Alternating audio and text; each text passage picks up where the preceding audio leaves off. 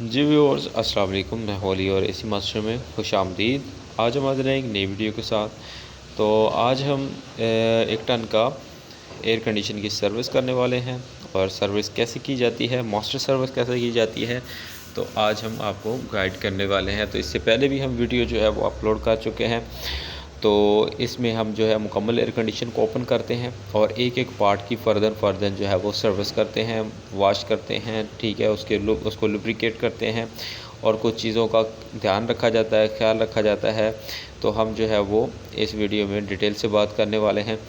तो अभी हम इस एयर कंडीशनर को मुकम्मल ओपन कर लेते हैं और वीडियो शुरू कर लेते हैं। तो आपसे रिक्वेस्ट है कि हमारे चैनल को जल्दी से सब्सक्राइब कर दें और बेल आइकन को प्रेस कर दें ताकि मज़ीद ऐसे आने वाली वीडियोस आप तक पहुंच सकें। तो ये आप देख सकते हैं व्यूअर्स, हम इसको जो है वो ओपन करने जा रहे हैं। तो ब्लोअर के अंदर यहाँ पे एक स्क्रू लगा होता है। जब आपने ब्लोअर को उतारना है तो ये स्क्रू जो है वो खोल लेना है। ऐसे आप कभी भी ज़ोर लगाते रहेंगे तो आपकी मोटर बाहर नहीं निकलेगी। तो सबसे पहले आपने इसका वेपोरेटर उतारना है। तो उससे पहले मैं आपको दिखा दूँ कि कुछ जो है होते हैं वो मोटर पहले निकालने के चक्करों में होते हैं टेक्नीशियंस, लेकिन ऐसा नहीं होता। कुछ ऐसी की फ़िटिंग होती है ऐसी जिनके अंदर से मोटर पहले निकल आती है, लेकिन कुछ की फ़िटिंग ऐसी नहीं होती।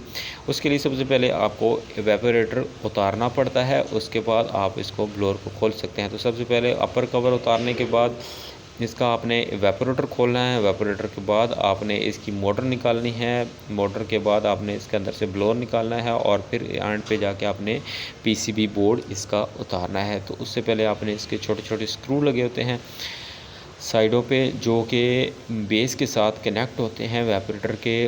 और ये देखें कि वक्त के साथ साथ इन्हें कार्बन जो है वो मुकम्मल हड़प कर गया है, तो जिसकी वजह से ये खोलना बहुत ही मुश्किल होता है। तो आपने इनको ध्यान से खोलना है, कोई चीज़ डैमेज ना हो। क्योंकि अगर आप जो है वो किसी के होम सर्विस दे रहे हैं तो उसके सामने अगर आप ऐसा काम करेंगे तो ज़ाहिर सी बात है कि आपको जो है वो नेगेटिव कमेंट्स देखने को मिलेंगे और आपको जो है वो कुछ बातें भी सुनने को मिल सकती हैं। तो अभी हम जो है पूरी केयर के साथ जो है वो इसको ओपन करेंगे। तो इस तरह मोटर निकालने से पहले इस साइड के एक बुश होता है जो प्लास्टिक का होता है, उसके अंदर जो है वो लोहे की बुश की एडजस्टमेंट होती है। तो आपने पहले इधर से निकालना है।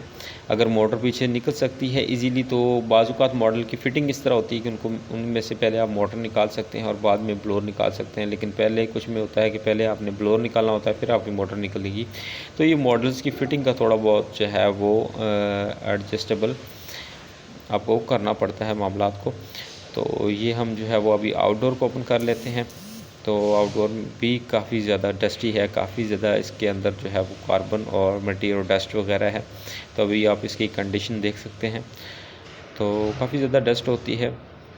एचवीएसी के अंदर यही प्रॉब्लम है कि डस्ट और गर्दो गुबार सबसे बड़ा दुश्मन होता है हमारे एचवीएसी सिस्टम का, यानी कि एयर कंडीशन का। चाहे वो छोटे पैमाने पर हो, इंडस्ट्रियल लेवल पे हो या कमर्शियल लेवल पे, हमेशा डस्ट इसका सबसे बड़ा दुश्मन रही है। डस्ट की वजह से इसकी परफॉर्मेंस में ख़ा कमी आ जाती है, काफ़ी सारा जो है वो प्रॉब्लम हो जाते हैं। तो अगर आप चाहते हैं कि आपका एयर कंडीशन बेहतरीन परफॉर्मेंस देता रहे और इसको जो है वो कार्बन डस्ट और इसकी वजह से ज़ंग ना लगे और लाइफ टाइम जो है वो इसका बेहतर हो, तो आपने टाइम टू टाइम इसकी सर्विस करवानी है।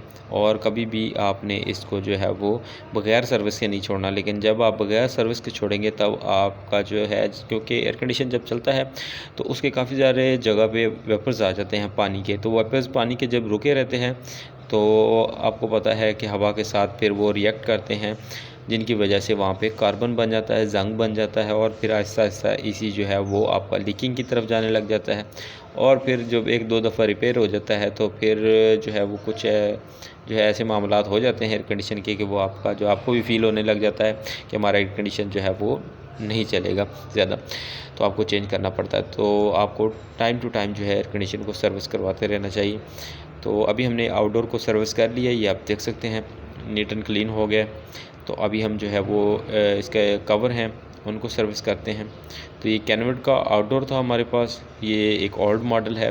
तो जो है वो हमने इसको रिपेयर करके लगाया था, काफ़ी अच्छा चल रहा है।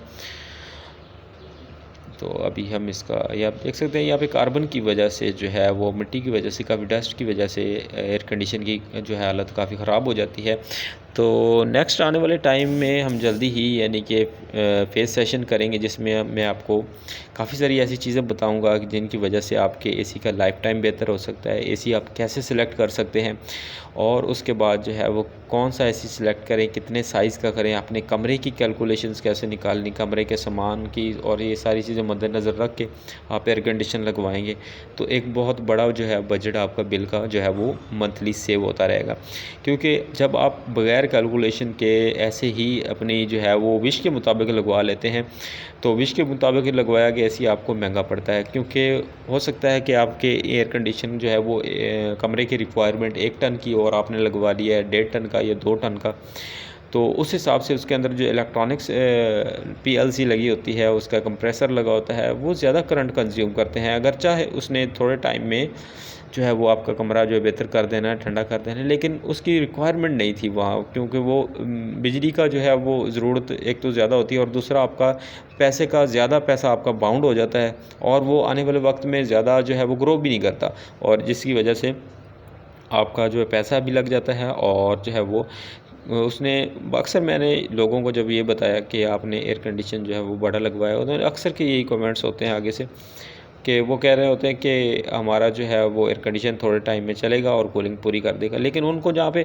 ये नज़र आ रहा था वहाँ उनको दूसरी चीज़ें नहीं नज़र आ रही होती कि एक तो आपने जो है वो ज़्यादा कंपोनेंट्स को ज़्यादा टाइम के लिए सप्लाई दी या थोड़े टाइम के लिए, वो यही सोच रहे होते हैं। लेकिन वहाँ पे सबसे जो बुनियादी चीज़ है वो आपका बजट जो है वो मद्देनज़र रख के आपने उस चीज़ों को देखना होता है कि आपका ज़्यादा पैसा बाउंड हो जाता है और फिर वो जो है वो वापस रिटर्न नहीं होता और ज़ाया हो जाता है। तो ओवरऑल ये मामला चलते रहते हैं। तो हम जो है वो नेक्स्ट वीडियो अपलोड करेंगे जिसमें हम जो है इसकी फ़िटिंग के बारे में और सेफ्टीज़ के बारे में जो है वो ख्याल रखेंगे। जैसा कि ये मैं फ़ोम चढ़ा रहा हूँ इन पाइप्स के ऊपर, तो इंटरनली इन पाइप के ऊपर फ़ोम चढ़ाने का क्या मतलब है, इसे थर्मोकोल कहते हैं। तो थर्मोकोल पाइप चढ़ाने का क्या मतलब है कि जब आपकी दीवारों पर एक पानी का रास्ता बन जाता है एयर कंडीशन के नीचे, तो वो इस वजह से बनता है जब ये फ़ोम इसके ऊपर नहीं होता तो पानी बह बह के दीवारों के ऊपर निशान बन जाते हैं। तो इस तरह की फ़िटिंग के दौरान बहुत सी सेफ्टीज़ हैं जिनके हम बात करेंगे नेक्स्ट वीडियो में। तो हमारे चैनल को सब्सक्राइब कर दीजिएगा, लाइक कर दीजिएगा और शेयर कर दीजिएगा। मिलते हैं नेक्स्ट वीडियो में, तब तक दुआ में याद रखिएगा। अल्लाह हाफ़िज़।